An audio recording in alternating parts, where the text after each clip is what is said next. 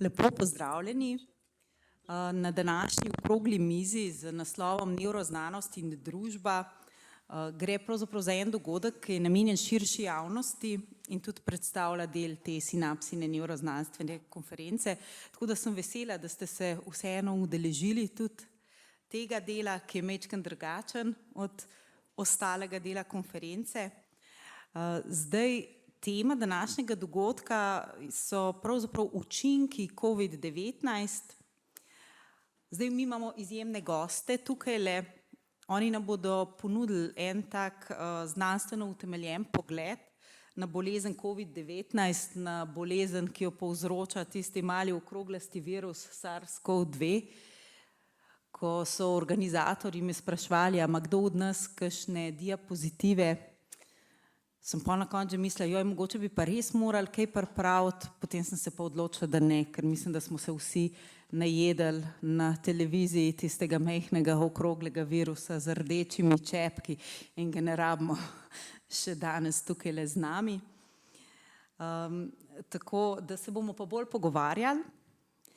Jaz mislim, da prav med pandemijo je bil izpostavljen pomen pogovora, komunikacije in mislim, da smo se lahko med tem marsikaj naučili, če nič drugega, tudi znanstveniki, pravzaprav kako zelo pomembno je komuniciranje.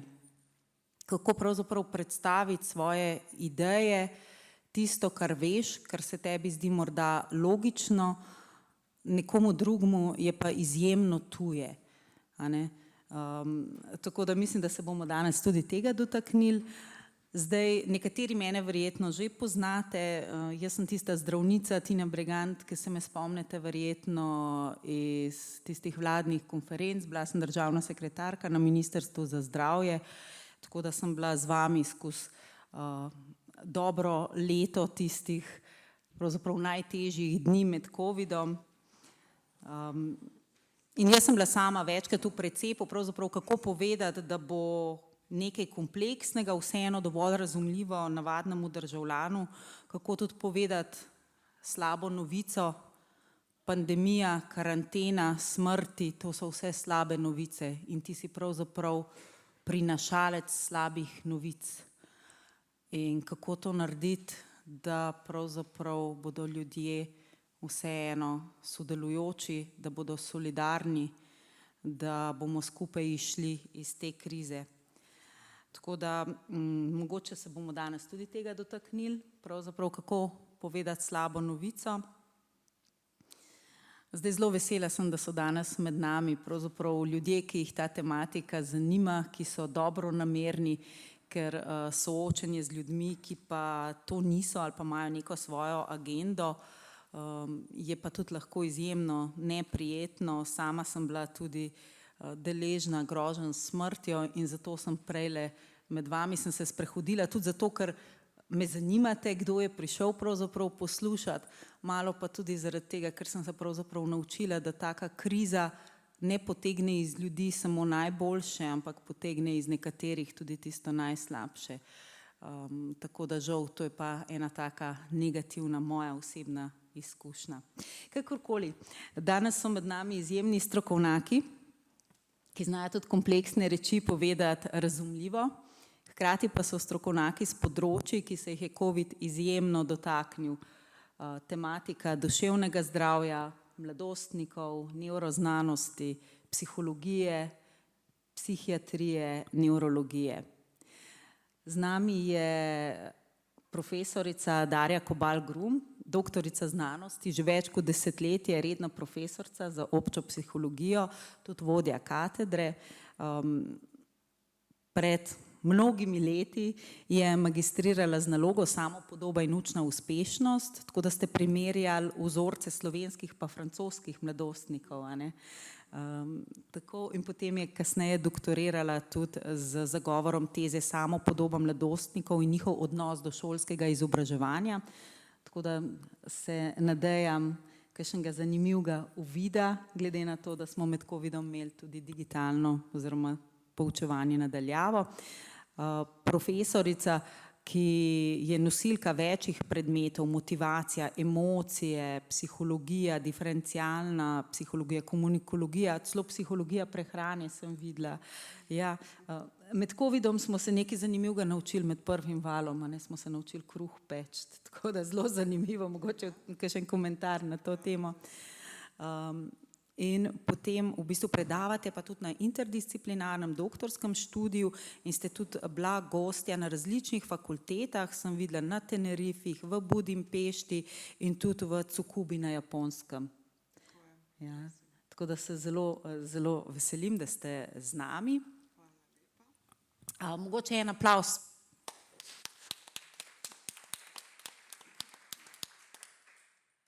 Potem je z nami tukaj moja mlajša kolegica, za katero verjamem, da ni najbolj enostavno tukaj po porodniški z majhnim otrokom doma, docentka doktorica Lina Savšek, specialistka nevrologije z posebnim zanimanjem za multiplo sklerozo. Tako da med covidom ste vi upravljali različna dela, zdravniki smo bili premeščeni na različna delovišča, predvsem veliko je bilo neke urgentne nevrologije. Lani ste pa v bistvu zagovarjali doktorat, vpliv aerobne vadbe na multiplo sklerozo. Tako da čestitke, pa se veselim, da ste z nami.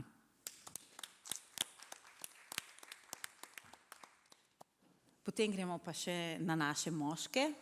Pravzaprav nismo spolno uravnoteženi, jaz sem že mislila reči, da smo, ampak nismo. Doktor Peter Kapš iz psihiatrične ordinacije, vi imate tudi privatno, zasebno ordinacijo, prebrala sem o njem na spletu, da je dober psihiater, zna prisluhniti in svetovati, pogovori se tudi s svojci in vsa opažanja o pacientu se mu lahko sporoča po mailu, da je res seznanjen s celo situacijo pacienta, ne samo s tistim delom, kar mu pove pacient sam. Tako da zelo pohvaljeni na spletu. Poleg tega pa ste imeli tudi na TEDxu v Novem mestu eno predavanje, to je pa strašno zanimiv naslov, zmotna prepričanja o seksu. Tako da, če bo čas, se veselim za kakšen uvid, kaj se je dogajalo v času karantene in izolacije z tem pravzaprav najbolj intimnim odnosom, ki ga imamo lahko z našim najbližjim. Tako da, hvala, ker ste z nami. Tudi mogoče en aplavz za doktor Kapša. Potem je pa še z nami docent doktor Žan Lep, docent za socialno psihologijo, znanstveni sodelavec, doktor znanosti z področja razvojno-psiholoških študij. Zdaj, kot mladi raziskovalec ste bili pri nas na Filozofski fakulteti v Ljubljani, kjer ste diplomirali pa magistrirali, zdaj ste pa pravzaprav zaposleni v Centru za uporabno epistemologijo na Pedagoškem inštitutu in na oddelku za psihologijo. Ja, raziskovalno se pa ukvarja predvsem s proučevanjem motivacijskih in kognitivnih temeljev odločanja in vedenja ljudi, povezanega z državljanskim udejstvovanjem, politiko, denarjem in zdravjem. Tako da se mi zdi, da morate biti strašno zanimiv gost in vas bomo tudi kaj vprašali iz tega področja. Tudi vi ste bili veliko v tujini, sodelovali tako v New Yorku, Vilni, Coimbri, San Polu, Osijeku pa Splitu. Tako da še aplavz za doktorja Lepa. Zdaj pa mogoče za začetek kar vse vprašala, tako malo za ogrevanje. Koliko od nas je tukaj prebolelo COVID?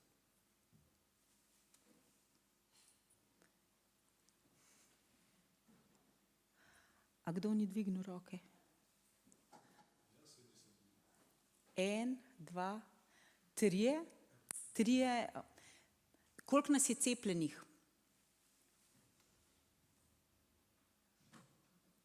Zdaj, tisti, ki niste preboleli, a ste se testirali ali se sploh niste testirali? Pa ne veste, ne?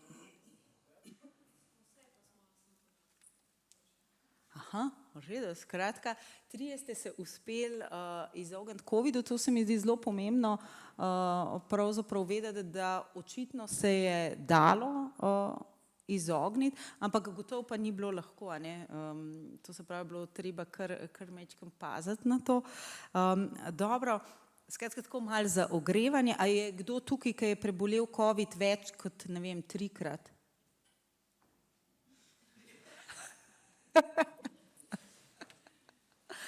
Zanimivo, skratka, večina pravzaprav prebolela enkrat, redki pa večkrat, s tem, da se je dalo tudi že preprečiti. Zdaj, to je tudi pomembno verjetno zaradi teh dolgotrajnih učinkov COVID-a, ker COVID-a res še ne poznamo, a ne? Bomo videli, kaj to pomeni za nas. Zdaj pa mogoče, da začnemo najprej z nečim dobrim, pa vsakega od vas posebej vprašam, kaj je bilo med pandemijo dobrega? A je bilo kaj dobrega med pandemijo?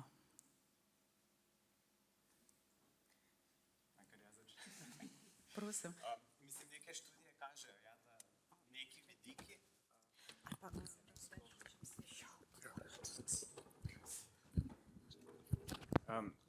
V glavnem študije kažejo, da v bistvu kljub temu,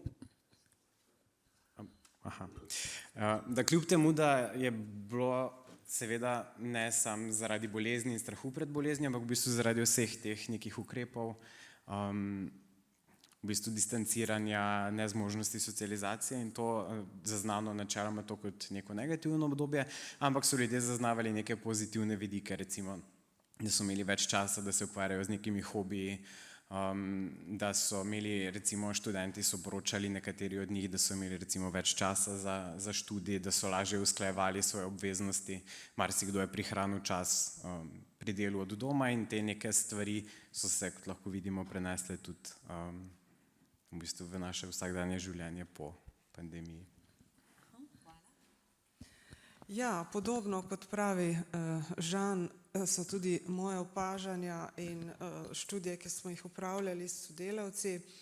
Recimo med pandemijo je bilo definitivno to, kar naenkrat ni bilo treba tega fizičnega odhoda v službo, na fakulteto, na delovno, kamorkoli, ampak je več časa ostalo seveda posamezniku in njegovi družini, se pravi več tega prostega časa, ki pa se je s časoma to potem že prelevilo v neko, rekla, apatijo, ampak zdaj govorimo o dobrih plateh, se pravi ta prosti čas, več časa.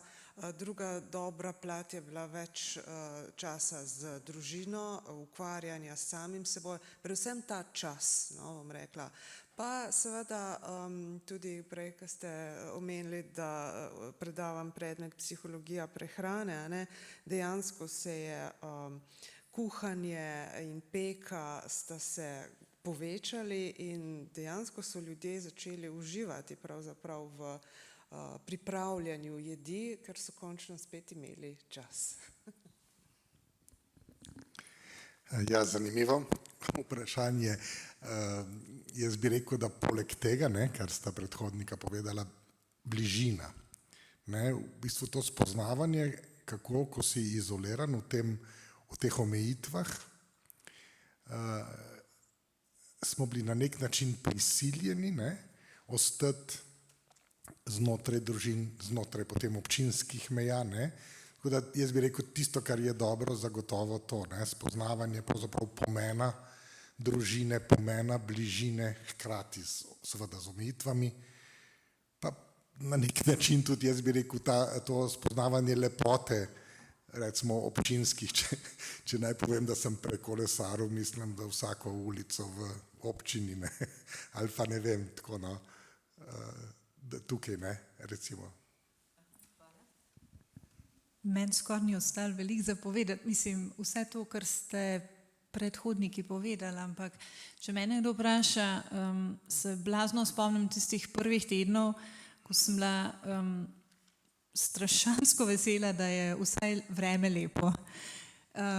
Karkoli je bilo turobno, pa ogromno smo bili v službi. Zdravniki smo bili tam, večinoma, pa neka strašna negotovost je bila, ampak mogoče za nas vseeno malo manj tako intenzivno se je bilo, ko sem gledala pa domače, ki so morali pa doma ostati, pa bili kar naenkrat socialno izolirani, ne. Tako da ogromno smo hodili popoldan ven na sonce, ogromno se je družili in ja, nekaj je bilo tudi lepih stvari, ki smo jih mogoče prej malo na stran odlagali, potiskali, pol so se pa spet nekako na novo pojavljali. V glavnem, ustavili smo se. Končno se je življenje, mislim, se mi zdi, da se zadnjih 10-20 let blazno hiti, ne, se pa vseeno malo umirili. Super za ta uvid. Zdaj mogoče bi pa kar vprašala tudi v publiko, mislim, da celo imamo en mikrofon, a bi kdo iz publike še dodal, se kdo spomni še česa, kar je bilo tako res pozitivno?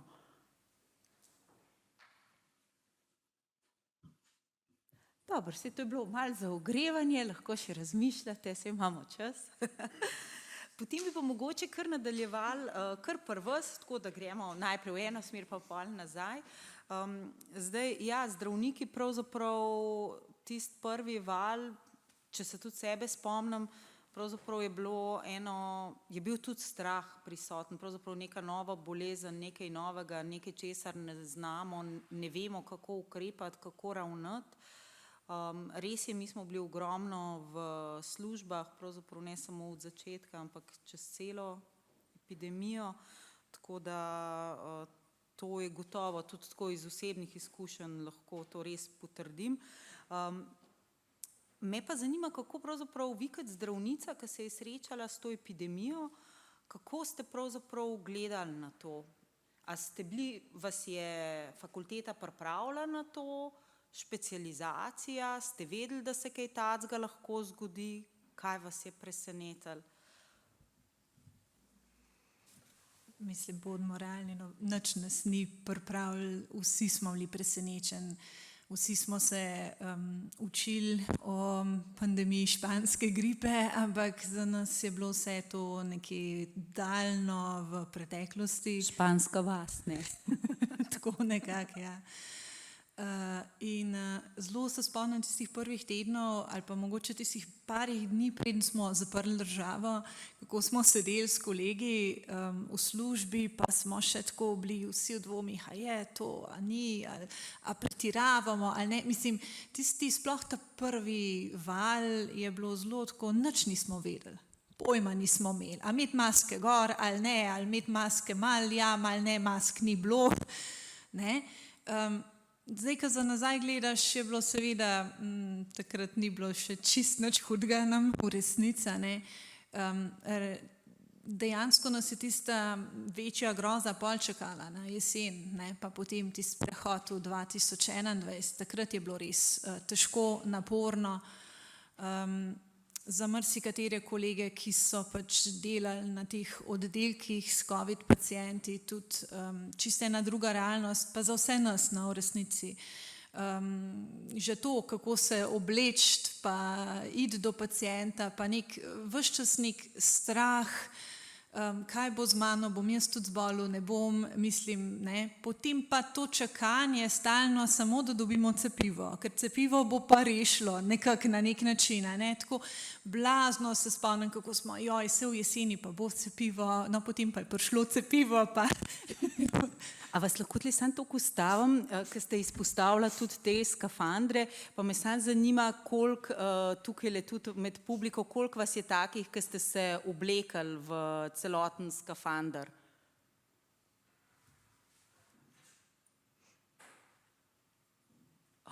Sami sva, joj.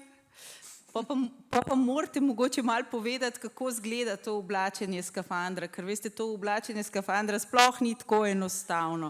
Jaz sem bila zadnjič v muzeju v Pivki, kjer imajo tisto podmornico in v tisti podmornici so se te ljudje že oblekali v skafandr, ker je premalo prostora in ti skafandr je zelo podoben tistemu, kar smo mi čisto na začetku dobili. Tista guma, pa ona očala, mi smo dobili celo neka smučarska očala, ki so se rosila, nič nisi videl. Skratka, mogoče še, če vi poveste. Joj, mislim, da imam tudi malo blackout.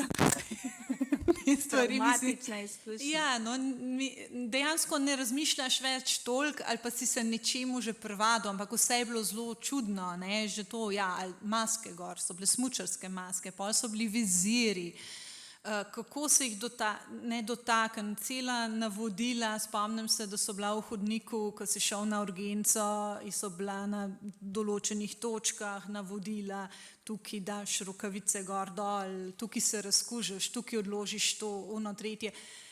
500krat si šel nazaj, mislim, to je bilo, vsakič so se ti režimi spreminjali, ne, zelo dolgo je trajalo, da si bil suveren, preden si potem res prestopil tista vrata, ali bodi si v urgenco, ali bodi si na oddelek, kjer so bili COVID pacienti. In zlasti tisto prvo leto nas je bilo vse tudi strah. Ko si šel noter, te je bilo strah. Sam zdravniki smo nekako natrenirani in hočeš nočeš, a ne, mi kar zbrišemo, mi imamo tako tunelski vid, pa se potem rečemo, ne, se v redu, nam se ne bo nič zgodilo, a ne, moraš to verjeti. Moraš to verjeti, če ne moraš iti v to. Ja.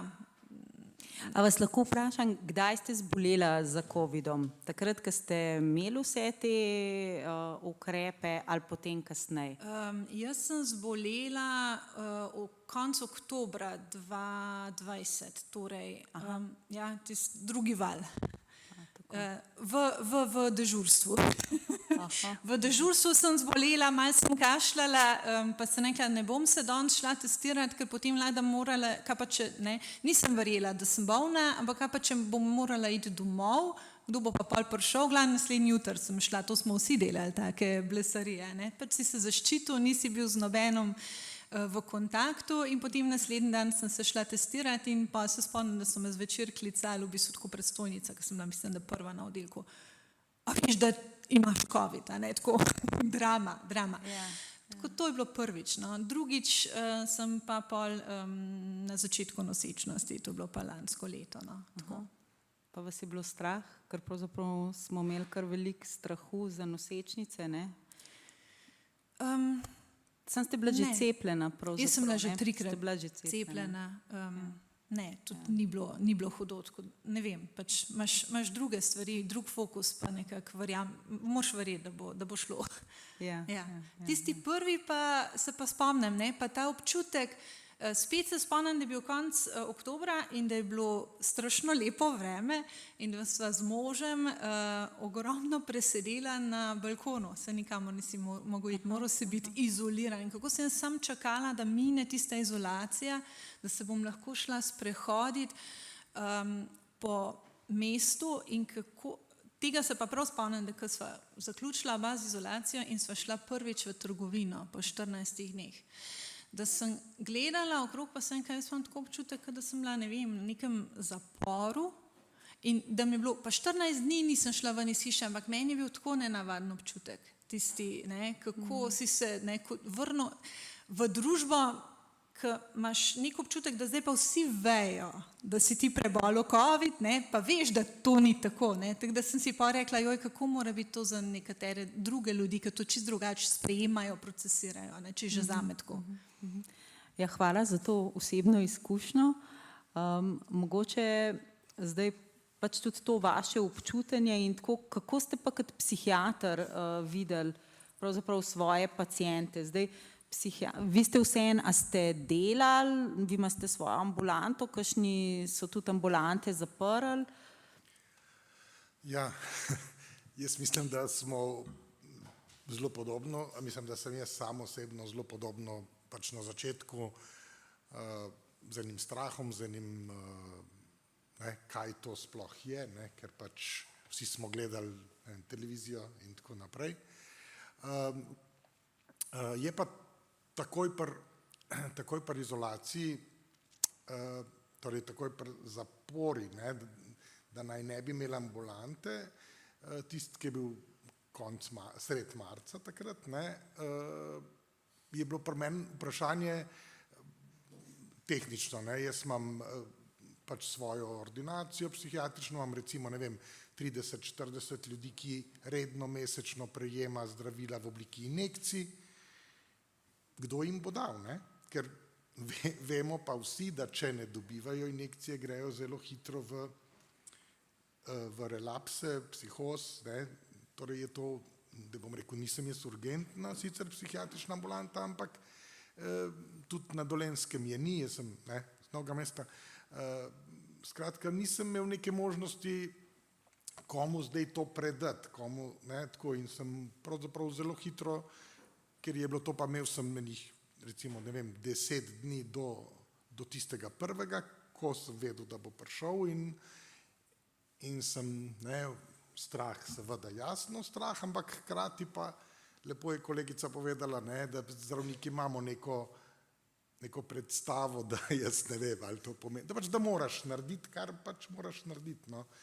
In jaz nekako nisem videl drugače, nisem imel seveda ne skafandra, se veste, kako je bilo takrat, dobil sem ene nova smučarska očala, dobil sem maske, sem moram reči imel, ker jih imam tudi sicer vedno, no, že odprej maske sem imel, pa en tak kombinezon je bil, veste, ker jaz mislim, da ga pleskarji uporabljajo, da si obleke ne zamažejo ali nekaj tazga, no, v tem smislu, ali pa v laboratorijih, no, to sem imel, rokavice sem seveda imel, tako, no, tako je bilo zanimivo, jaz bi rekel zanimivo, ampak potem je bilo pa pravzaprav to, da sem, ko sem enkrat prvemu pacientu prišel do stika z njim, z vsemi unimi, on masko, jaz masko, vsem smo naprej povedali, ne odperite vrat, vse smo mi tako nekako zorganizirali, da sem samo jaz bil tisti, ki sem bil v prostoru, da je samo mene srečal, nobenih kartic seveda,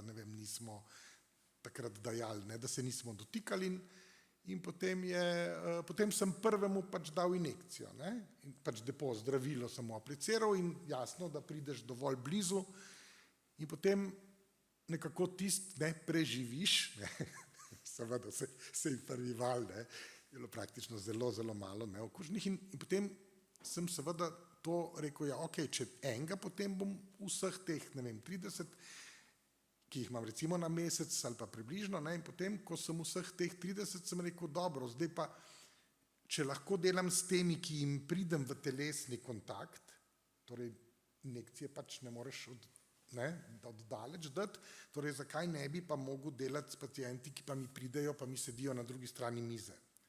Pri čemer imam jaz res srečo, ali kako bi rekel, da imam ordinacijo z velikanskimi okni, jaz imam zračenje praktično konstantno, ali kako bi rekel, pacient gre merno, recimo ne rabi mi priti bližje kot 1,5 metra, vse te varovalne. Tako da vse razumem one, ki niso, seveda, ker vem, ker je bilo strah, potem moram reči, da jaz tudi razumem tiste moje kolege, ki niso mogli, recimo, veste, ta starostna struktura, veliko mojih kolegov je še starejših od mene, in ta, bom rekel, ta ranljivost nas, ki smo ves čas poslušali, kako smo ranljivi, ne vem, debeli, stari diabetiki, hipertoniki, torej skoraj tako se slišiš, kako da ste se našli. Hočem reči, vse veste kaj, ranljive skupine in potem, če se sam nekje znotraj tega najdeš, ja, ampak delaš, tako, delali smo, jaz ves čas, praktično. Dobil sem pol na koncu drugje, tako tudi, ko sem tisto v tem drugem valu, v istem času, tudi tisto. Tako da, ja, imam sorodnike, ki delajo v intenzivi, COVID intenzivi, tako da sem ves čas tudi za njih imel strah, ja. Ja. Zdaj smo pa slišali pravzaprav dve zgodbi iz tega zdravstva. Kako ste pa pravzaprav psihologi videli? Zdaj, vi ste bila drugače tudi, vi ste profesorca, tako da za vas je to tudi verjetno spremenil način dela? Popolnoma je to spremenilo način dela. Kot prvo smo v trenutku pač šli na Zoome, preko računalnika in seveda se je bilo treba za to usposobiti. Ne? In najprej so nam omogočili razne tečaje in tako naprej. Se pravi, če ste na novo področje, ne? Za nas, vsaj te srednje generacije, da rečemo. Ne? In potem ta komunikacija preko ekrana, danes nam to ne predstavlja nobene ovire več, ampak takrat je bilo pa to nekaj zelo novega in zelo nenavadnega za vse, za mene kot predavateljico, ki sem zrla v tiste kvadratke črne, ki so se počasi izklapljali študenti, a ne, niti nisem vedela, a je sploh še kdo prisoten, a ni prisoten, skozi seminarske naloge se je to dalo malo bolj, tako da se je tudi naš način recimo predavanja, podajanja snovi, interakcije s študenti začel spreminjati, ne? V smislu, da je, bom rekla, prej, ko ste spraševali o dobrem, ne? Ta komunikacija s študenti, zanimivo je, postajala bolj intenzivna in bolj dinamična, ker sem želela v bistvu jih stalno držati v pozornosti, ne, ker jih nisem videla pred seboj, ne, kot pa potem recimo prej v predavalnici, ko so že kakšen časih malo na telefon in ono pa tretje in tako naprej. Ne. Tako da ja, moram reči, da to je bil en velik preskok v tem. Potem seveda vse naše seje, vsi sestanki, vsi zagovori, magisterijev, doktoratov, vse je bilo na Zoomu. Tako da jaz osebno sem, prej, ko sem govorila o času, jaz tega časa v bistvu nisem imela. Jaz sem bila zelo, zelo zaposlena od jutra do večera, ampak vendar je bil ta čas tak, ki mi je dopuščal, da sem lahko recimo študirala ta Zoom, se navajala na Zoom zvečer ob 9. recimo, ne, in tako naprej. Tako da ja, srečo imamo, da živimo v hiši kot družina, ker to je bilo, sin je bil maturant, mlajši, starejši sin na fakulteti, mož je tudi od doma delal, jaz tudi od doma, oba predavala in so ponavadi delala v isti sobi, takrat je bilo treba se pač, ko je imel en predavanje, se nekam drugam preseliti in tako naprej. Skratka, pestre zadeve.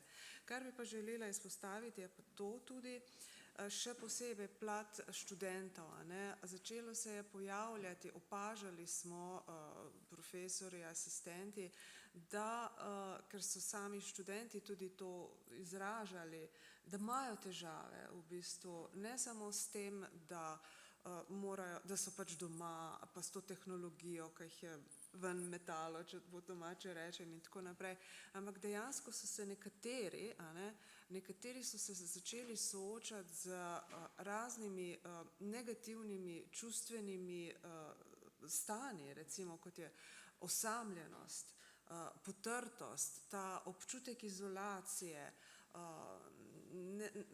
skratka, ta socialna izolacija, ne, je nekatere zelo močno težila, ne, hkrati se pa niso mogli toliko študij, ker je bilo vendar vse drugače. Tako da je bilo kar zelo, bom rekla, dinamično obdobje.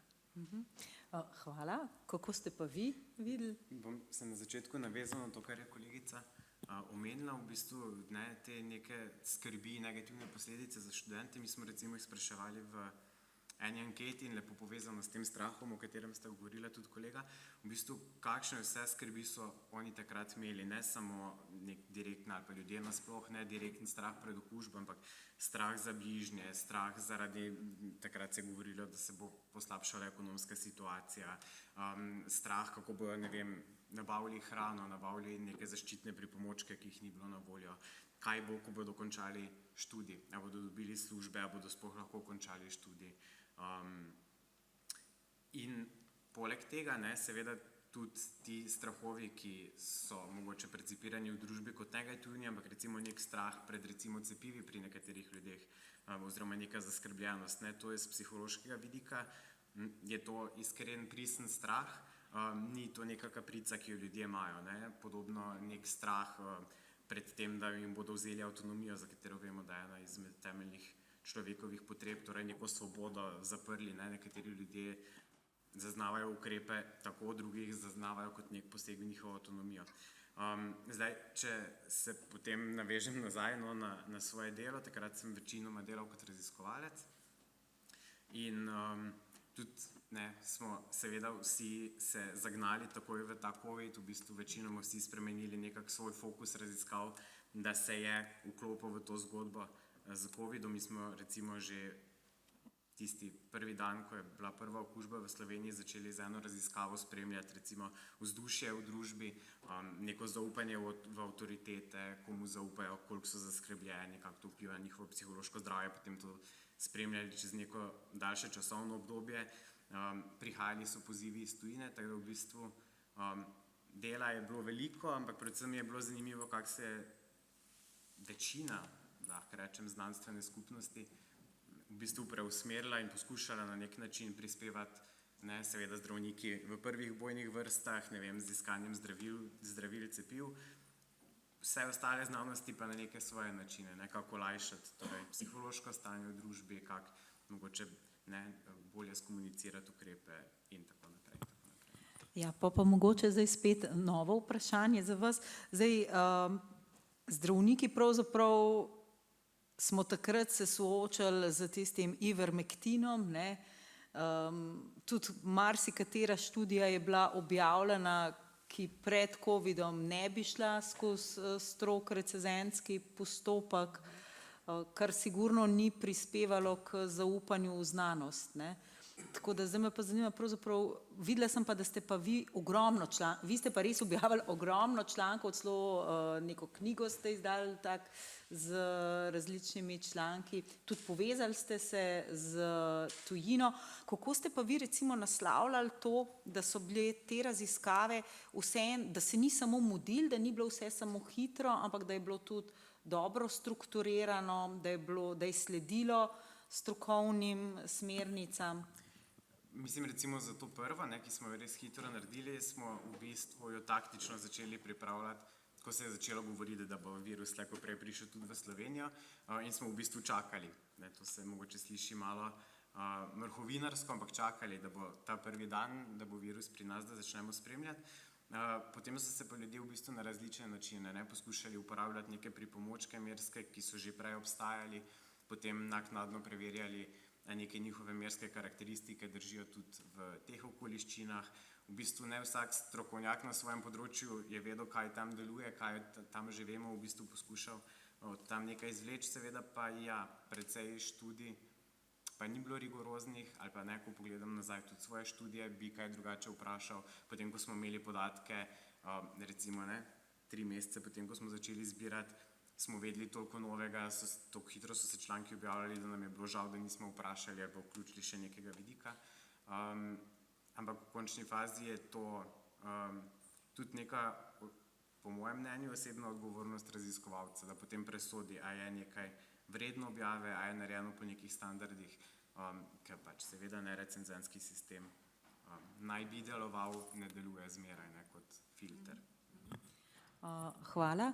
Kako pa vi na to gledate vseeno kot, recimo to je mlajši kolega, vi kot ena profesorica, ki vseeno vidi majhen mogoče tudi iz te časovne perspektive. A je recimo ta COVID pa raziskave med COVIDom, a so prispevale k večjemu zaupanju v znanost, ali so mogoče več dvoma zasejale, a smo se mogoče tudi mi majhen bolj začeli spraševati, kako se lotiti? Ja, zanimivo vprašanje. Mogoče bi tako z drugega gledišča začela najprej odgovarjati. Mi smo v eni raziskavi tudi proučevali v bistvu, kakšne so individualne in recimo demografske razlike med ljudmi, med osebami, ki deklarativno odklanjajo recimo cepljenja, in tisti, ki zagovarjajo, ki so naklonjeni cepljenju.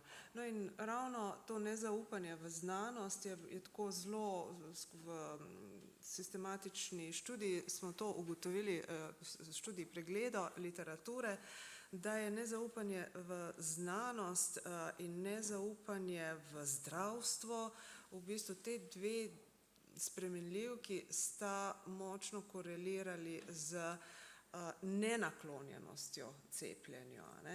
Tako da To je ena taka zanimivost. Zdaj, kar se tiče zaupanja v znanost na splošno in tako naprej, bi jaz pa mogoče še en drug vidik tle izpostavila. Na eni strani smo se raziskovalci, profesorji, začeli zelo ukvarjati pač z dinamiko na našem oddelku in s študenti in tako naprej. Po drugi strani sem pa jaz začutila eno zelo močno povezavo s študenti v tistem obdobju, ne samo kot predavateljica, ampak tudi z raziskovalnega vidika. In v tistem času je potem so nastale, dejansko jaz sem videla, kakšen potencial veje iz nekaterih študentov, ki ga nikoli ne bi mogla tako face to face recimo odkriti. Spomnim se ravno pri predmetu diferencialna psihologija sem se odločila, da bomo raziskovali v bistvu psihološke, te individualne razlike v kako ljudje različno dojemamo in kakšne so naše razlike med nami glede COVID-a okužbe. No in je skozi seminar je nastalo nekaj odličnih nalog, ki smo jih potem celo leto predelovali v monografijo recimo. In to je ena taka zelo lepa izkušnja, da smo skupaj s študenti to pač naredili recimo. Če smem še sam za trenutek dopolniti v povezavi z tem zaupanjem v znanost oziroma zaupanjem v katerokoli avtoritete. Zdaj, to se je vedelo že odprej, to tudi se je potem potrdilo v nekih pregledih literature, z nekim konzorcijem smo recimo pregledali 1000 člankov, ki so se ukvarjali z različnimi nekimi dejstvi, ki smo jih na začetku predpostavili, pa smo potem izvedli študije in se je zdaj to repliciralo po celem svetu. V bistvu v situacijah, ki so nejasne, kjer v bistvu se ne znamo orientirati in seveda COVID kriza je to bila, zaupanje upade, zaradi tega, ker v bistvu ne vemo, na koga se naj upremo. Hkrati se informacije recimo hitro spreminjajo in znanstveniki so načeloma dobri komunikatorji za ljudi, ker jim ljudje načeloma zaupajo, ampak po drugi strani v tej situaciji, ko so se informacije hitro spreminjale, je recimo to zniževalo neko zaupanje v njih, potem je to povezano z nekimi dezinformacijami, lažnimi informacijami, z politično polarizacijo, torej a je nek strokovnjak zaznan kot politično nevtralen ali ni, to tudi vpliva na njegovo zaupanje in potem se lahko ti neki vtisi od teh, ki so se pojavljali, ki tudi znanstveniki ne znamo vedno dobro komunicirati svojih raziskav z laično publiko, z nekom, ki ne bere naših člankov in potem gledamo tam nekoga, ki mu mi osebno ne zaupamo in potem posplošimo lahko ta vtis na v bistvu znanstveno skupnost kot celoto. Tako da to je nek izziv, s katerim se bo znanost mogla soočati tudi v prihodnje. Ja, hvala za to. Zdaj me pa zanima kot psihiater, vaši pacienti, verjetno tisti, ki so dolgotrajni pacienti, vam zaupajo. Kako pa mogoče kakšen čist nov pacient? Vem, da to pri vas je lahko kar izziv vzpostaviti zaupanje med pacientom pa med zdravnikom, psihiatrom. Ja, psihiatri in naše glavno orodje je odnos. Saj jaz mislim, da je nasploh glavno orodje zdravnika vedno, vsakega zdravnika odnos, ampak verjetno smo pač psihiatri tukaj še nekoliko bolj izpostavljeni v tem smislu in odnos in zaupanje se v bistvu gradi in se vzpostavlja in jasno je, da jaz vrsto let delam in imam seveda zelo veliko dolgotrajnih bolnikov, s katerimi imam dolgotrajni odnos in tukaj bi jaz rekel, da je bilo izjemno malo težav v smislu zaupanja. Težave so bile bolj pač zaradi tega splošnega ojačanega strahu, socialna izolacija ljudi, ki so sicer bili socialno izolirani, to, kar je že kolega prej povedal, ti strahovi pred izgubo socialne varnosti, zdravja, telesnega in tako naprej. To so bili drugi strahovi bolnikov, ampak ta odnos torej do mene kot recimo avtoriteta, ki je seveda jasno zagovarjal zdravstveni sistem, zagovarjal cepljenje, zagovarjal vse ukrepe, bi pa jaz rekel, da je pravzaprav tako v veliki večini, velikanski večini, to ni bilo to ni bilo problem. Pacienti so enako se držali kot jaz, tako na nek način sem jim bil neverjetno vzgled, pa tako naprej. Je pa bilo nekaj ki pa seveda imajo težave z odnosom do avtoritete, težave z odnosom do družbe. Jaz ne morem si pomagati, ker sem tukaj nekoliko malo starejši od vas ostalih. Bom samo eno primerjavo zelo na hitro rekel. Jaz sem aktivni bil udeleženec vojne za Slovenijo. In veste, takrat smo imeli glavnega PR-ovca istega, kot tukaj, a veste, in tudi takrat, tudi toliko let nazaj, a veste, so bili ti principi, meni je bilo to zelo, zelo zanimivo to doživljanje, mislim, kot en flashback je bilo na tisto obdobje, ker takrat je bilo, a veste, tukaj je bilo nekaj, recimo, ena skupnost znanstvenikov, pa recimo zdravnikov, ki je bila tako na eni strani, in potem je bila javnost, ki seveda ni vedela veliko o tem in jih je bilo treba pravzaprav poučiti, naučiti, in recimo takrat je bila vojna, tako, ko je bilo pravzaprav zelo malo, recimo temu aktivnih, dajmo reči, vojakov, in zelo veliko ljudi, ki so doma čakali v zelo negotovosti, kaj bo, kako bo, so samo bili vezani na televizijo, tako, kot bi rekel, kot prvi val, to, ko ni bilo v resnici, ker tam pri vojni ni bilo prav veliko v Sloveniji mrtvih bomb in tako naprej, ampak vsa ta pričakovanja, vsi ti strahovi, vse to, ali zaupati zdaj Slovencu, ali zaupati, dajmo reči, unmu jugo vojski, kdo je, tako to čist samo malo za nazaj, ker smo imeli glih istega. Razumem, tudi ta flashback, pa pravzaprav tudi vojna retorika, to se tudi kar moram strinjati, pa ogromno strahu, ogromno strahu, tudi danes, ko pravzaprav to podoživljamo, se mi zdi, sem slišala zelo velikrat, čisto od vsadzga od vas, večkrat omeniti besedo strah. In to je v bistvu eno zelo neugodno čustvo, je ta strah in negotovost, ki kar traja, ker to kar ni ponehalo, je kar šlo. Zdaj bi pa mogoče od vas šla do vas, ker pravzaprav pri vas na nevrologiji so se pa pravzaprav uresničile te strahovi z cepljenjem in tudi pravzaprav z prvo žrtvijo, ki je pravzaprav umrla zaradi posledic tromboze. To se mi zdi, to je pa recimo meni zelo tako težko padlo. Moram reči, da sicer je bilo znano, da se lahko to zgodi, te kardiovaskularni zapleti, tromboze, ki jih lahko povzroča že tudi sam COVID, ampak ne samo COVID, tudi kot en tak stranski učinek cepljenja. In me zanima, kako ste pravzaprav takrat razmišljali. Tako jaz sama vem, da sem prav se spraševala, najprej ta virus, ki mogoče povzroča tudi nevrodegeneracijo na dolgi rok, po drugi strani lahko, zato ker vstopa prek te nosne sluznice, to smo se zelo spraševali, kaj to pomeni, in potem te težave s koagulacijo, potem pa pride cepivo, ki smo ga vsi težko čakali v tistem jesenskem valu, in potem to nesrečno dekle z pravzaprav obsežno trombozo, ki je potem tudi umrla. Kako ste pa na to gledali pravzaprav? Vem, to je zelo težko. To je tako težko, kompleksno vprašanje za odgovoriti. Mislim, pri nas na nevrologiji mislite verjetno tako, nevrologiji slovenski, ne moram reči, da je bilo to pri nas, Seveda smo pa, nihče od nas si tega ni želel. Je pa res to, kar ste omenili.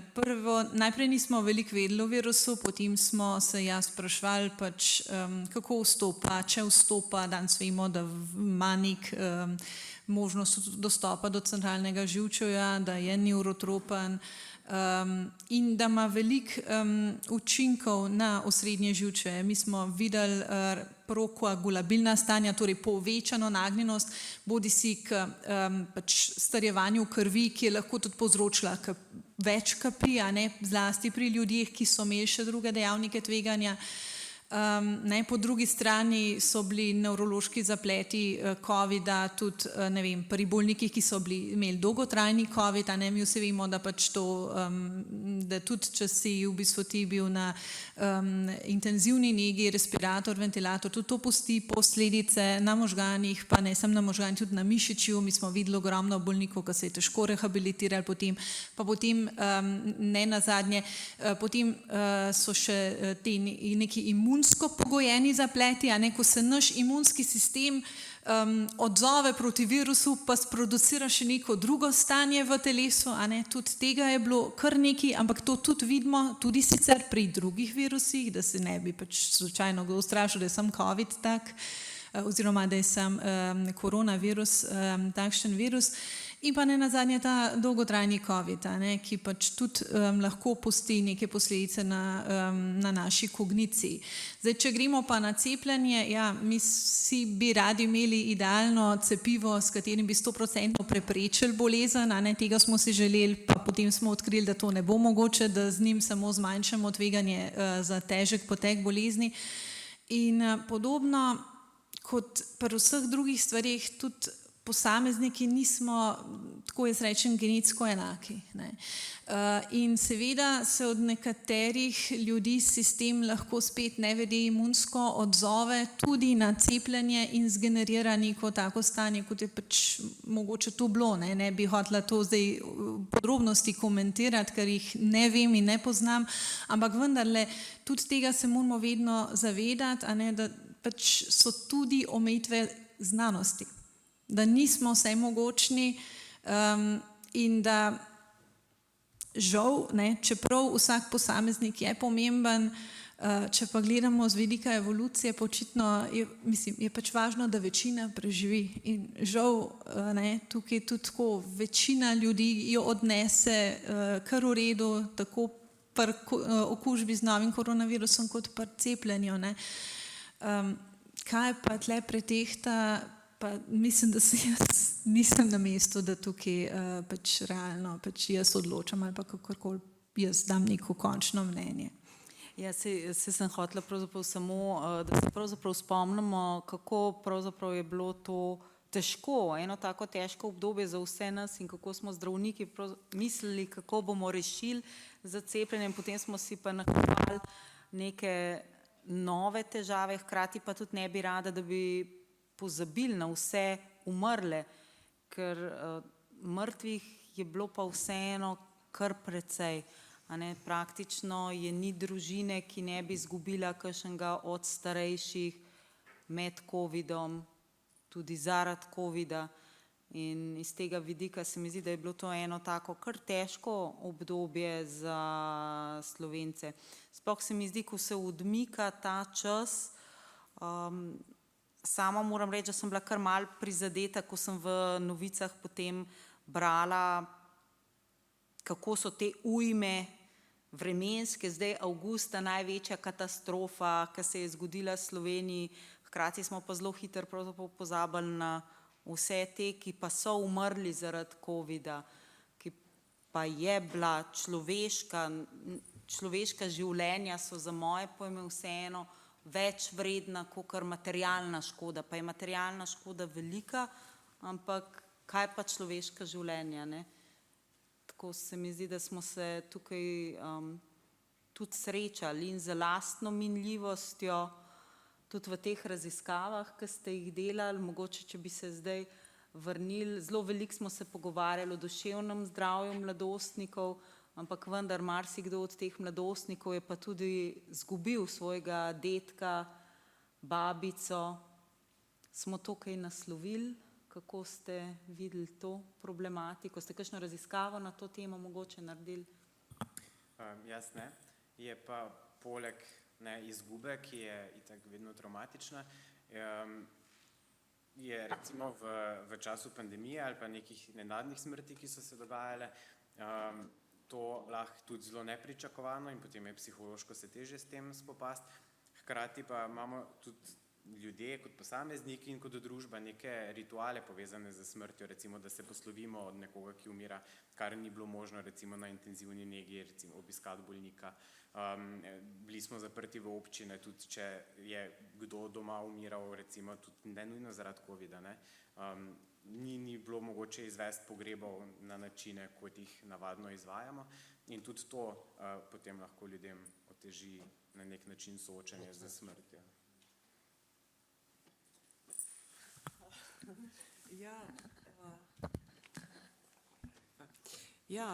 Ta strah pred izgubo in potem dejansko izguba, ne, ki se je, tako kot ste lepo pač povedali, da skoraj da vsak v Sloveniji pozna nekoga, ne, kjer je prišlo do smrti v širši družini, ne.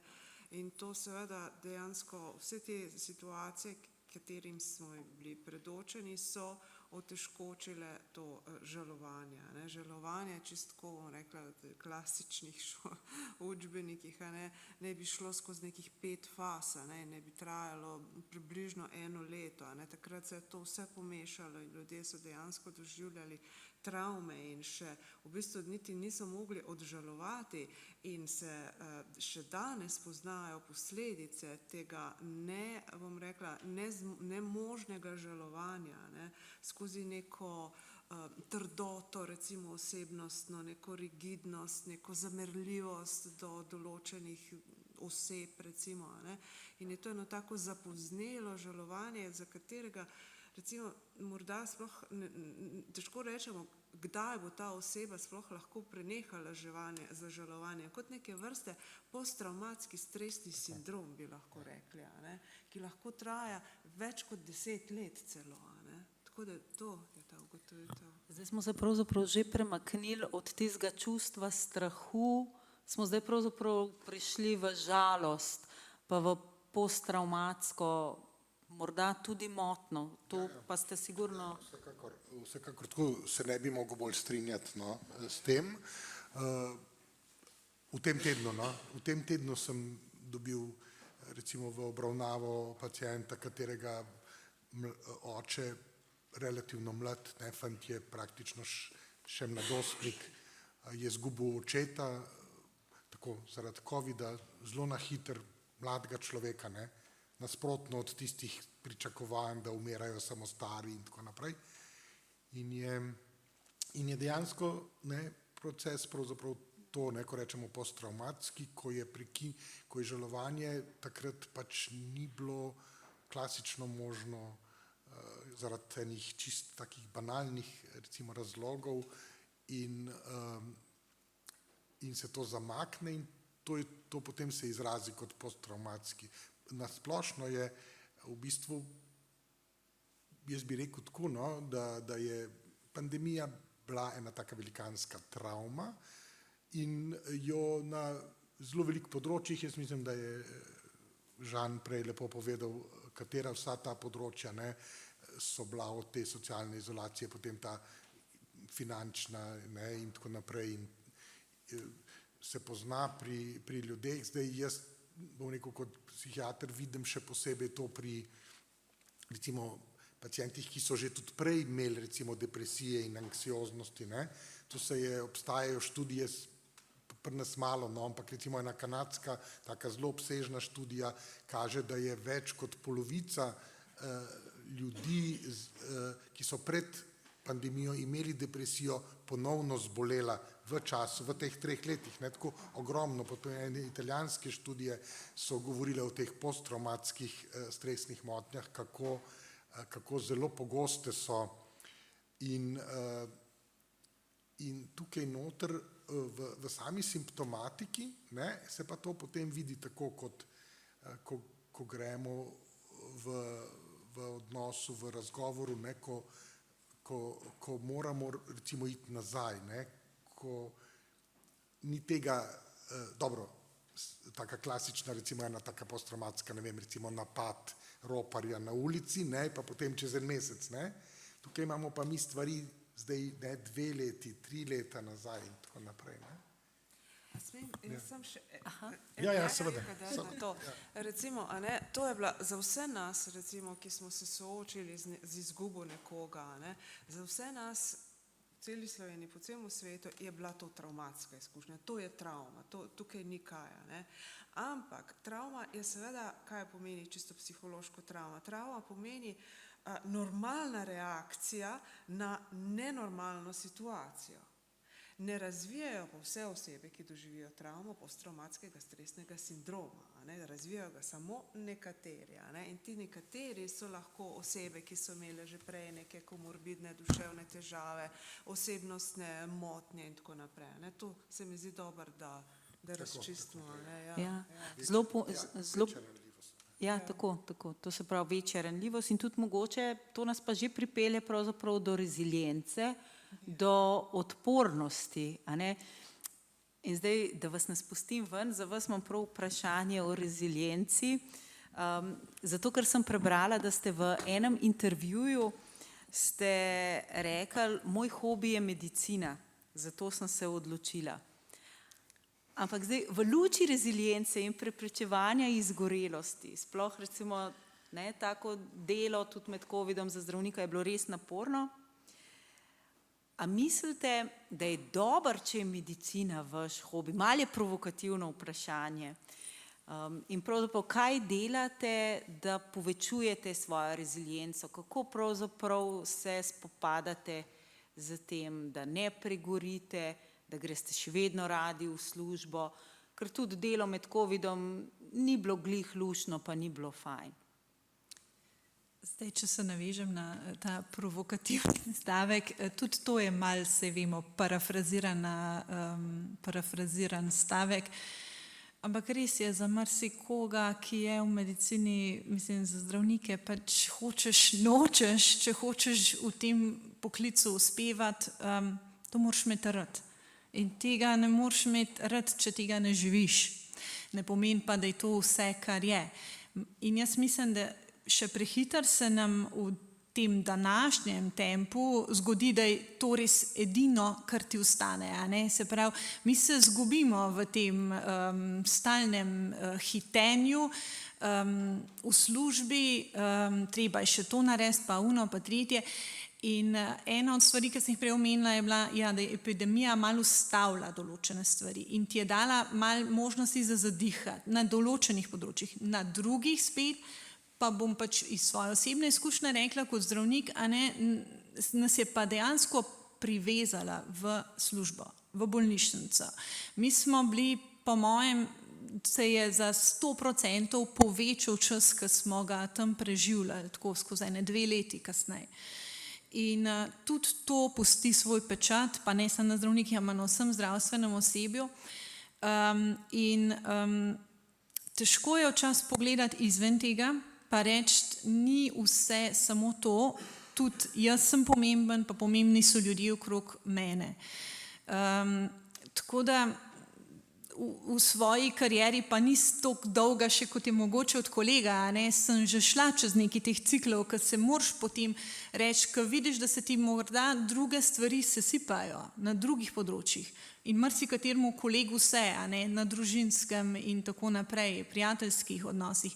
Ker, tako kot ste rekli, tudi zgorimo lahko. Ne želim si, da bi zgorela, ampak sem vedno v nekem pričakovanju, da kaj pa, če se mi to zgodi. Tako da mislim, da je strašno pomembno, da ne pozabimo, da smo tudi mi pomembni, da ne morajo biti drugi v redu, za kjer mi skrbimo, če mi nismo v redu. Jaz to tudi svojim pacientom probam dopovedati, a ne, ko jih moraš včasih malo motivirati za neko zdravljenje, ki ne zahteva samo, da bomo zdaj zdravili neko angino, ker ne vem, nevrološke bolezni marsikdaj niso neki, ker zdaj le damo 2 tedna terapije in potem bo toliko boljš, pa bomo zdravi. Ampak čas rečem, veste, vi morate biti v redu, zato da so lahko drugi v redu. In tudi pri nas tega ne bi smeli pozabiti. Ne? Tako da ne, moj hobi ni samo medicina, jaz tudi ogromno sem pač takrat bila v naravi ali pa se ukvarjala s športom.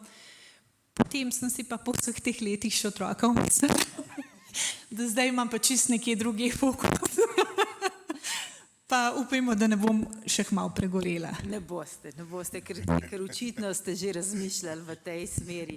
Moram pa reči, da prav to meni se je včasih zdelo, no, tudi da živimo v eni taki histerični utopiji in sem tudi praktično vsak dan potrebovala sprehod. Jaz sem se pa na sprehodu večkrat spraševala, kdo sem, kaj so moje vrednote. Moram reči, da to je bilo zame pa najtežje. To govorim iz tiste izkušnje iz politike.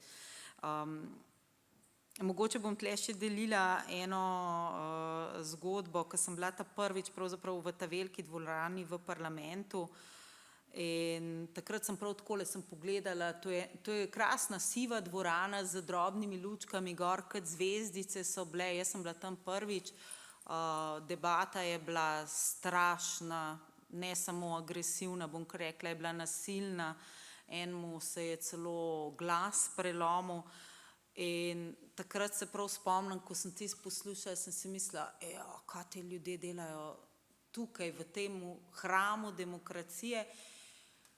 In potem sem se naslonila na sedež in sem rekla, ok, Tina, zdaj pa to, kar znaš od meditacije, pa od čuječnosti, in sem dejansko potem večkrat sistematično na sejah morala in meditirati, ker enostavno mi je bilo sicer pretežko poslušati vse tisto. In priznam, da ne vem, kako preživiš, če tega ne počneš. Ne? Ampak seveda, to sem jaz, ker mogoče nisem tako rezilientna ali pa nisem politični, nisem tako zagret homo politikus, ne. Ampak mogoče prav pri tej meditaciji pa tako bi pa mogoče vas vprašala, se poslužujete kakšne take tehnike, ker prej smo rekli posttraumatski stresni sindrom. Jaz mislim, da v Sloveniji imamo kar nekaj takih stresnih, tudi velikih travm, tudi na nivoju nacije, države. Kaj pravzaprav lahko mi kot ljudje naredimo zase, pa kaj bi priporočali mogoče tudi drugim? Kaj se splača narediti, da nekako povečaš svojo rezilienco, da se lažje soočaš z težko situacijo, da lažje prebrodiš tudi takrat, ko imaš krizo? Ja, sigurno je, bom rekel, tako ne, da je smiselno iti na več področji, tako da imamo, tako kot bi rekel, neke vrste stebričke te naše odpornosti, ne, rezilientnosti. Zagotovo omenili ste, ne, moralni kompas, jaz pravim, ne, to pomeni, da sprašuješ svoje vrednote, da tudi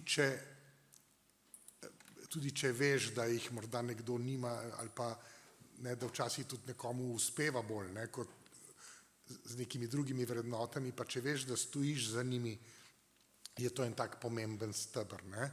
Potem zagotovo so vzori, mi imamo neke idole, ne, v svoji poklicni, na svoji poklicni poti, imamo svoje učitelje, imamo potem svoje sopotnike, ki so nam vzor, no, in ti se vprašamo, kaj bi ta moj učitelj recimo ali pa ne, moj vzor naredil v taki situaciji. Potem so izjemno pomembne, bi rekel, te socialne mreže. Socialna mreža, ki jih imamo na večjih področjih, eno je profesionalne socialne mreže, ne, to pomeni kolegi. Jaz praktično celo svojo poklicno pot vedno pravim, da mi brez kolegov, da bi mi bilo veliko težje, ne, sploh sam delam v svoji ordinaciji, mislim tako, ne, sva dva, samo tako in je to si bolj izpostavljen, še bolj morda neki nesocialni izolaciji, recimo. No in tukaj, ne, to so te socialne mreže. Telo, ne, potem pa vse, kar delamo s telesom dobrega, kar delamo dobro v telesu, meditacije v smislu čuječnosti, recimo, ne, to je zelo tudi super, bom rekel, ker je Slovenija zdaj zares, imamo možnosti, ne, teh seminarjev je, mislim, možnosti izobraževanja v tej smeri je res veliko in jaz mislim, da je zares učinkovita, če jo izvajaš redno, tako kot telesno aktivnost. Jaz ne bi spustil vero. torej vero ali pa duhovnost, ne, zdaj kakorkoli zdaj to poimenujemo. Spiritualnost. Ja, ta duhovnost, ki nam spet, ne, v tem spraševanju, kdo sem v odnosu do, ali bom rekel, do Boga, ali do vesolja, ali do, ne, tega stvarnosti, torej okoli nas, ne. Ja, sigurno sem še kaj pozabil v tem. Ne, pa saj mislim, da ste našteli, da smo ene 7 stebrov smo dali, tako da mislim, da je kar v redu. Sem vesel, da nisem preveč spustil. Zdaj pa pravzaprav bi mogoče še malo čas hitro mineva, tako da vi ste bili pa na Japonskem in glede teh vaših japonskih izkušenj imam pa vprašanje, ki se pa povezuje z uporabo mask. Pri nas so nekateri rekli, kako izjemno to otežuje neverbalno komunikacijo, a ne, celo rečenje bilo, ena skupina je celo razširjala mnenje, da je dokazano, da je uporaba obraznih mask otrokom škodljiva in onemogoča njihov optimalen razvoj. Ne, hkrati pa vemo, da na vzhodu pravzaprav so bolj naklonjeni maskam, jih nosijo bolj pogosto, ne samo med covidom, že prej so jih nosili, pa recimo, kadar je smog, pa tako jih dajo gor. Hkrati sem pa jaz tudi opazila, da v Aziji, pri teh naših emotikonih, imamo zelo so pomembna usta kot izraz, ampak v Aziji pa ne, v Aziji so pa pri emotikonih tudi oči izjemno pomembne, ne. In pravzaprav tudi, če se jaz nasmehnem, ni pomembno samo, da zaviham usta navzgor, ne, ampak če se zares iskreno nasmehnem, ne, se moram nasmehniti tudi z očmi. No, in zdaj me pa zanima, mogoče kaj pa psihologija, kaj pove o teh maskah, o tej nebesedni komunikaciji, oči, usta, koliko je to kaj pomembno? Ja, to je res, ne? Na Japonskem je zelo nevljudno uporabljati robček, kadar si prehlajen, to je skrajno tako vedenje, socialno nesprejemljivo, ne? Kar zahodnjaki recimo stalno uporabljamo. Ne? Ampak tam je smrkanje vljudno, naprimer, ne? In take stvari. No? Seveda nošenje maske, to je bilo že takrat, mi smo bili leta 2010 tam, takrat na vsakem WC-ju so že bile te, bom rekla, razkužila in tako, ena taka osveščenost pravzaprav zelo drugačna, kot je. Ne? Ja, ta neverbalna komunikacija pa seveda je zelo pomembna in zdaj kompleksno vprašanje ste mi dali. Ne? Recimo, če rečemo čisto ta neverbalna komunikacija, ko ti moraš z nekom komunicirati skozi masko, ne? Se pravi, lahko komuniciraš z očmi in z gestami, ne? Se pravi, pa vendar lahko pride do napačne interpretacije teh neverbalnih sporočil. To je možno. Ne? Tako kot so, naprimer, v različnih, ko se v medkulturnih recimo situacijah, ne, lahko pride do nekih napačnih interpretacij teh komunikacij. Ne? Zato je tudi prišlo recimo do pretepov in tako naprej, ne, v kjerkoli. Ja, tako da tukaj nas je COVID, bom rekla, kar dobro zaznamoval tudi v tem prepoznavanju in dojemanju te neverbalne komunikacije. Ampak je pa res, ne, da neverbalna komunikacija ni samo vizualna komunikacija, to moramo vedeti, ne, ampak je neverbalna komunikacija se prenaša skozi zvok, skozi dotik, recimo, v covidu tudi dotika ni bil zaželena, ne, recimo rokovanje in tako naprej, se prenaša z glasom, ne, tako da, in pa seveda tudi s temi raznimi smejkoti in nesmejkoti, ne, ki so se, mislim, da v času covida tudi kar razširili, ne, tako da ja, definitivno. Če pa lahko, bi pa samo eno repliko dala na to rezilientnost, ker sem bila čist noter, ne, in to. V psihologiji uporabljamo izraz rezilientnost, ki ga prevajamo, malo se še kregamo tukaj, a bi bilo to odpornost, ne, ali bi bila to prožnost. Jaz se bolj nagibam k temu, da je to odpornost, ampak tako kot, če pogledamo to odpornost, recimo psihološko, ne, ni vedno samo nekaj pozitivnega. Namreč, ker odpornost, biti odporen, psihološko odporen, do nečesa, lahko pomeni tudi brezbrižnost do tega. Ne? Se pravi, jaz sem psihološko odporen, mene pač te stvari ne bojo prizadele. Se pravi, sem brezbrižen. Sebe sicer na kratek rok zavarujem, ampak to mislim, da ne pelje v neko socialno skupnost in tako naprej.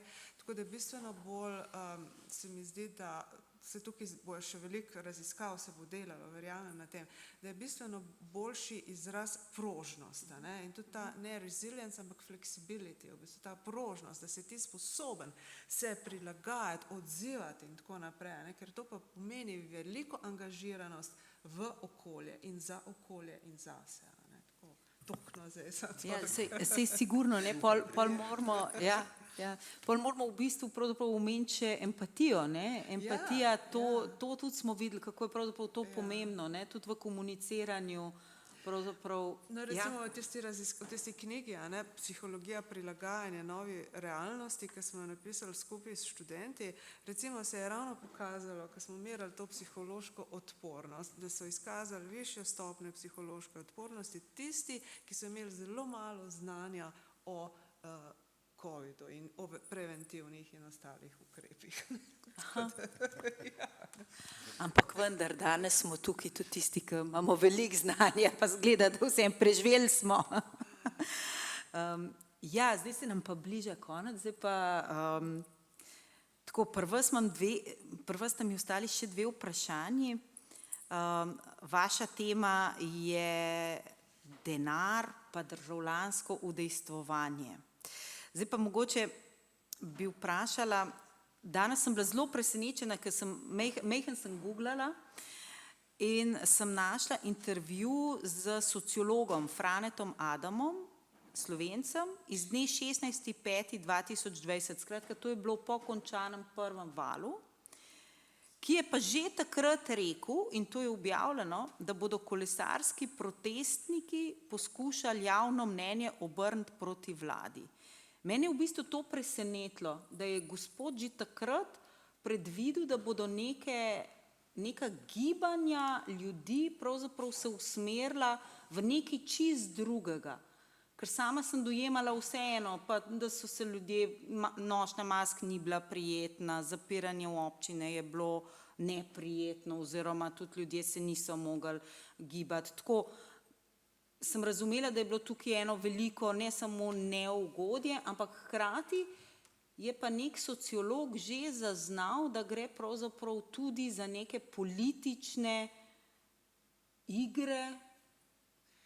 Mislim, nekatere teorije pravijo, da vsako naše delovanje v družbi je v bistvu politično, ali pa v angleščini bi temu rekli recimo civic, ki je lahko politično, lahko je družbeno, in je neko izražanje nezadovoljstva nad ukrepi, ki jih je sprožila vlada, ni nenavadno, da potem se generalizirajo na vlado kot to neko avtoriteto, ki ta pravila postavlja, in hkrati tudi kažejo analize v Sloveniji, da se polarizacija v družbi povečuje, da se ta neka trenja povečujejo, in potem ne mogoče, da obrnem še na pozitivno.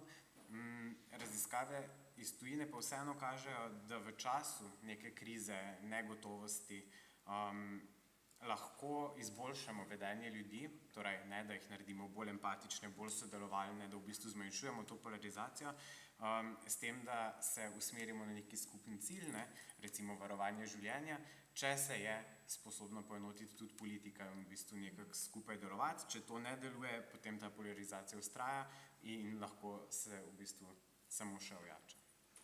Okay. Mislim, da boste dali tako še. Kako se Slovenci odločamo med epidemijo? Kako smo to delali? A smo to delali motivacijsko, kognitivno? A smo bili čisto stohastični, čisto?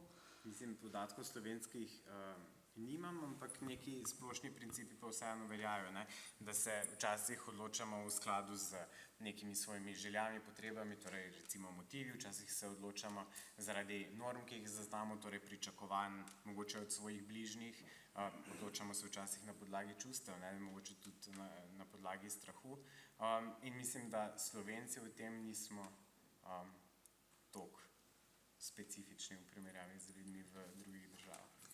No, si to je pa mogoče dobra novica, ne?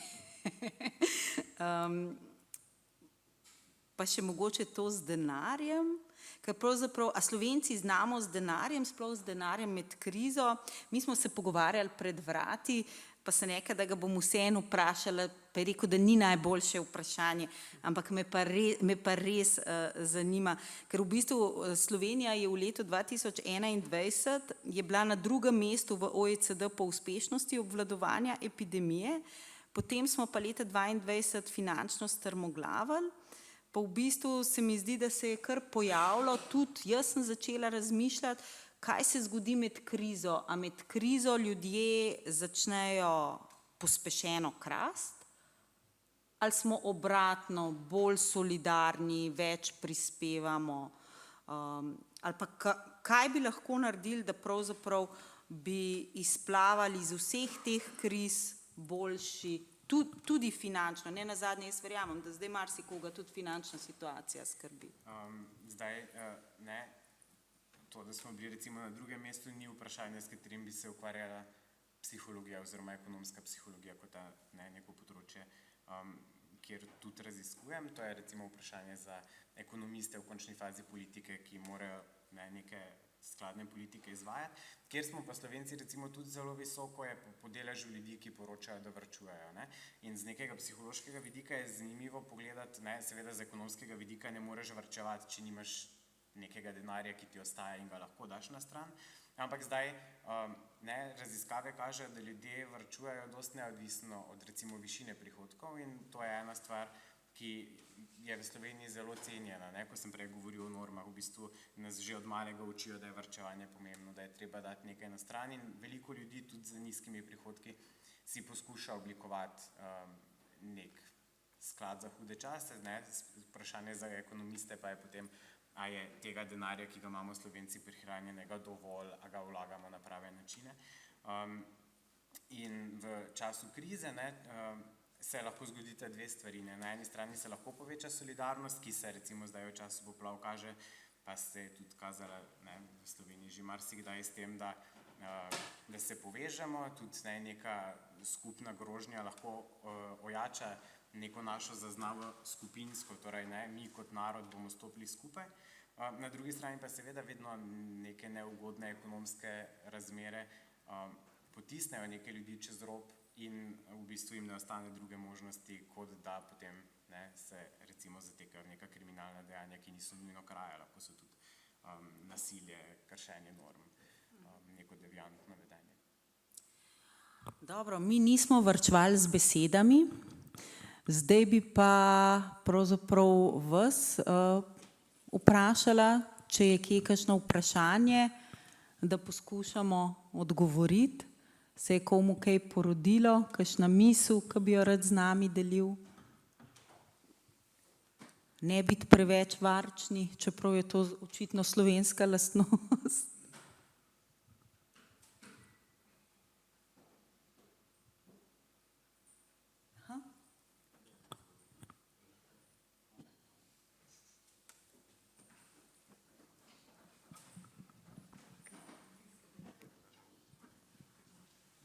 Ja, par stvari. Tako, jaz sem zbolel s COVID-om recimo 2 leti pa pol, sem tudi bil hospitaliziran. Rekel bi tako, da ena stvar, kar sem je bila tako, kaj uvid, kaj je bilo lepo, kisik je super zadeva, tako, pač na tak minimum človek pride, ne. Sicer nisem šel do aparatu, sam kisik sem dobival takrat. Ena stvar, kar mi je zelo ostala v spominu, je v bistvu naše zdravstvo. Ljudje, ki so delali tam, so bili absolutno fantastični. Nobene pripombe nimam na tem. Vsi so bili izredno prijazni, izredno, ne vem, pač pozorni, tako naprej. To, ne. Druga stvar, recimo en plus kot znanstvenik, ne, se mi zdi tudi v bistvu en tak ogromen poskus, ki smo ga naredili s tem vakcinam, RNA, ki ki v bistvu so znanstvenik, ki se ukvarja z RNA, tako da je kar naenkrat me splošna javnost tudi malo razumela, ko sem rekel, da delam z RNA. Tako da v bistvu ta en ogromen preskok v znanosti, ki je pač pokazal to. Tretja recimo stvar je ta neko nezaupanje v znanost, ki je v bistvu na en način smo vsi to malo vedeli, ne, in mogoče se malo navezujem na tudi to vojna, vojska, ne. V bistvu smo kar naenkrat bili v nekem stanju, v nekem vojnem stanju in smo se polarizirali na tiste, ki zaupamo v znanost in tiste, ki ne, in v bistvu vmes je pa res ena vrzel nastala, ne, in ni bilo komunikacije z ljudmi, ki pač ne zaupajo v znanost, ne. In pač pravim, je en tak zelo pomemben dogodek bil, ne, in pač par misli sem hotel dodati na to in zdi se mi super, da imamo to sekcijo danes, ne, tako da, to je to, no.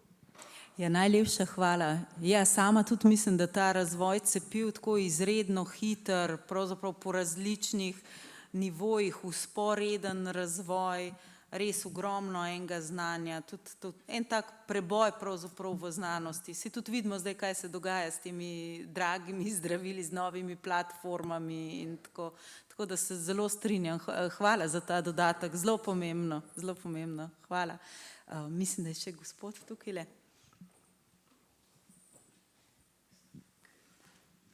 Ja, je bilo omenjen prej posttravmatski sindrom pri ljudeh, ki so izgubili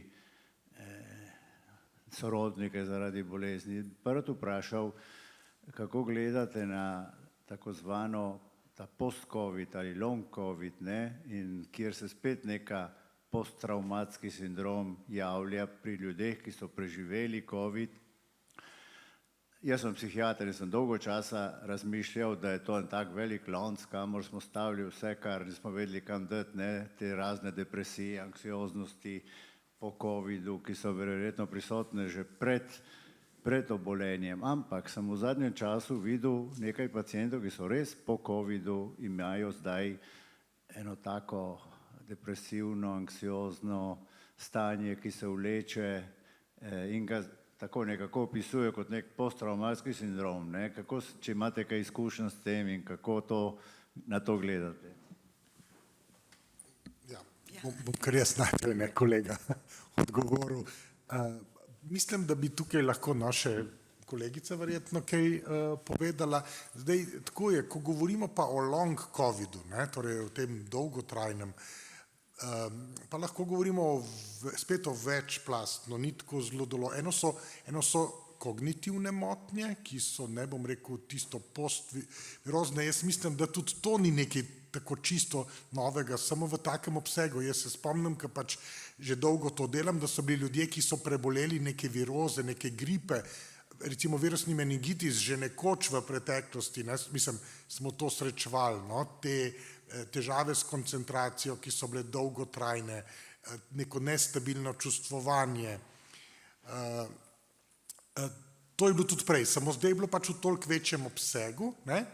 Eno je, kjer so bolj kognitivne motnje prisotne in na drugi strani bi jaz rekel, da je en delež ljudi, za katere ne vem, ali je to bila, da je že premorbidna, ne, torej predcovidna ranljivost, pa ki pa razvijajo bolj tesnobne motnje, bolj anksiozne, depresivne, v tem smislu. No. Ampak tako, da je tukaj sta nekako dve, jaz bi rekel tako po simptomatiki, dve skupini, ne, tega long covida. Ne.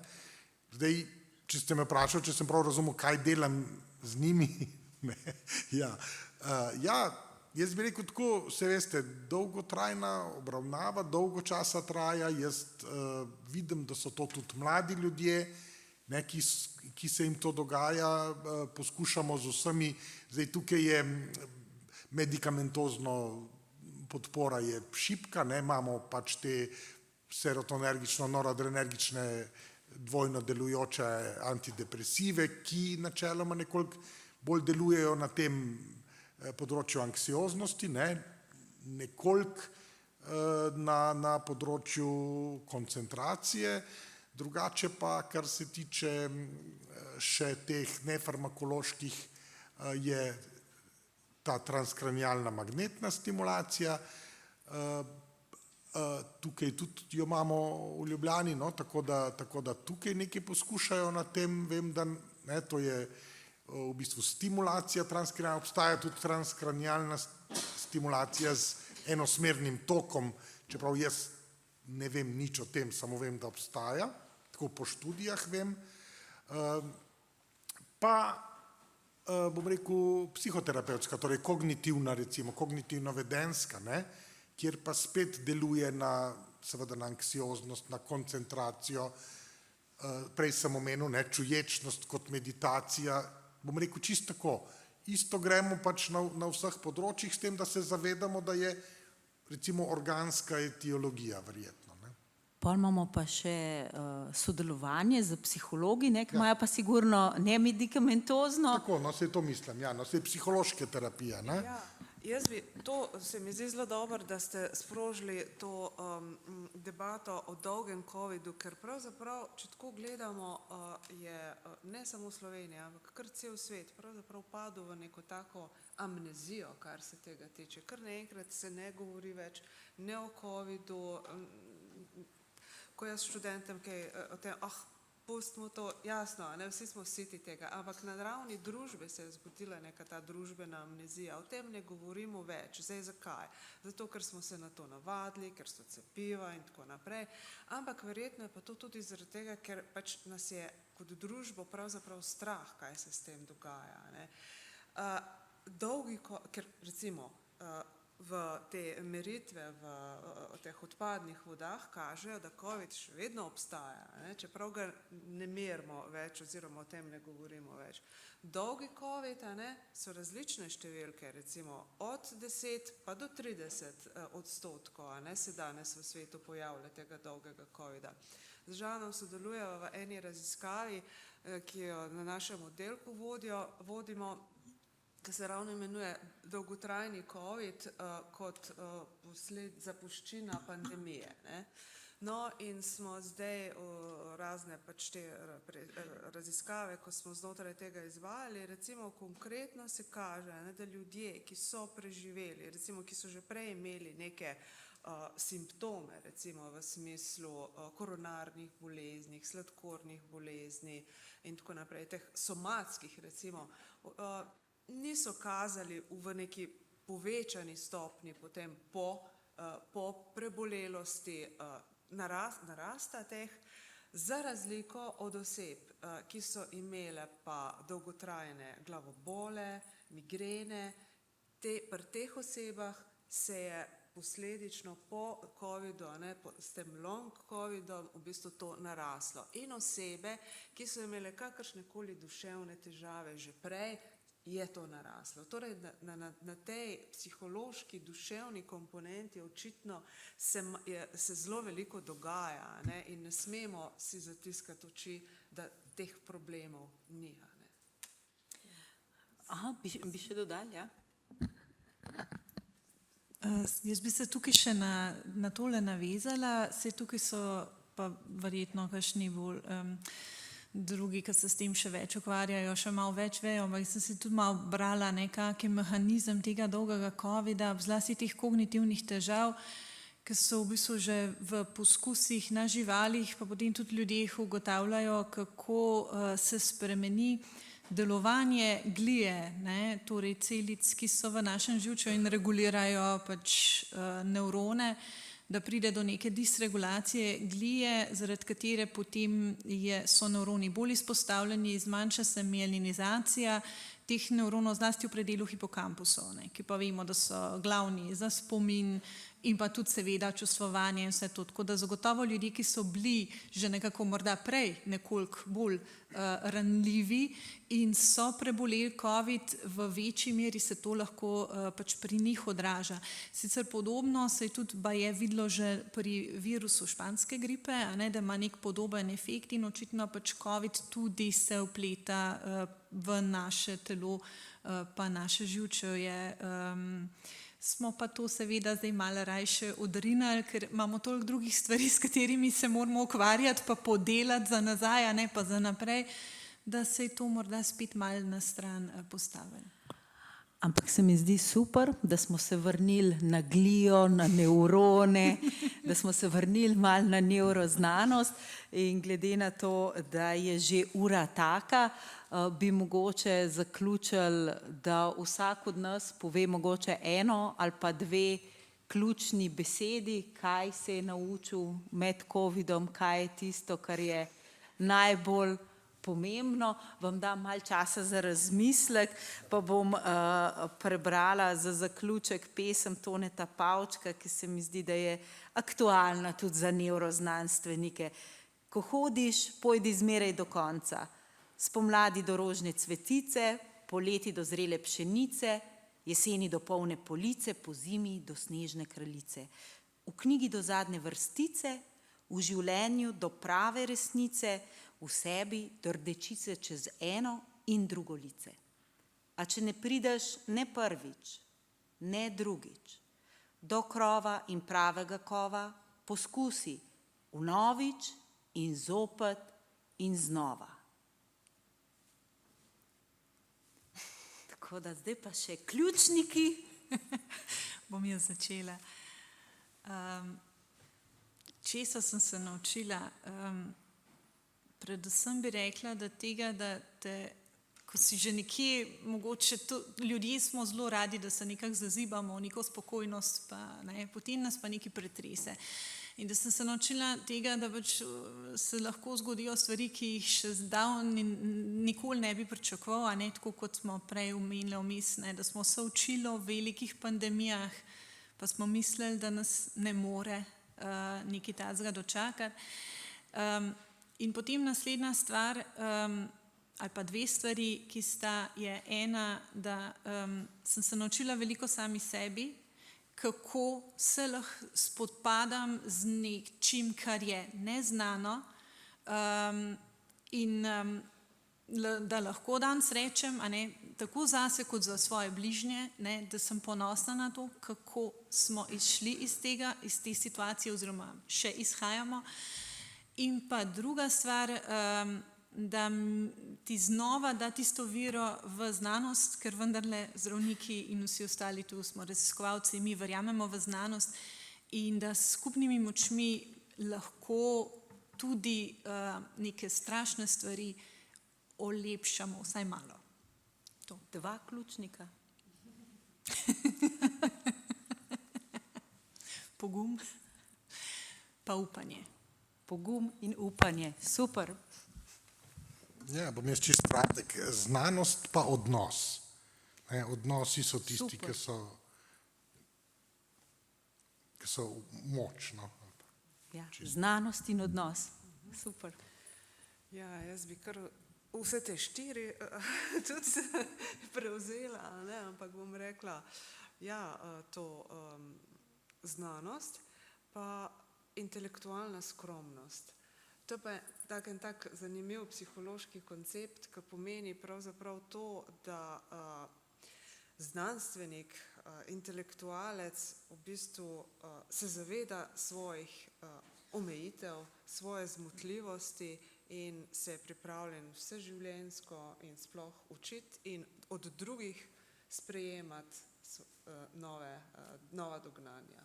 Super, intelektualna skromnost, ja. To se pravi, ali pa ponižnost, humility, ne? Jaz sem rajši, v knjigi pišem o ponižnosti, ampak za danes sem pa rajši izbrala termin skromnost. Odlično, odlično. No, kolegica mi je super nastavila tole, da smo odvisni od drugih, da moramo biti skromni, ker v bistvu tako imamo neke nevronske mreže, povezanih nevronov med sabo, se v bistvu moramo zavedati, da smo tudi mi kot družba nek preplet odnosov med nami in v bistvu bi bila potem moja ključnika neko sodelovanje, ker za sodelovanjem, kar smo se lahko naučili, interdisciplinarni problemi so v današnjem svetu in jih lahko rešimo s sodelovanjem in vztrajnostjo. Še sodelovanje in vztrajnost, pa dam še jaz dva ključnika, empatija pa nevroznanost, ki vse to poveže. Tako da najlepša hvala.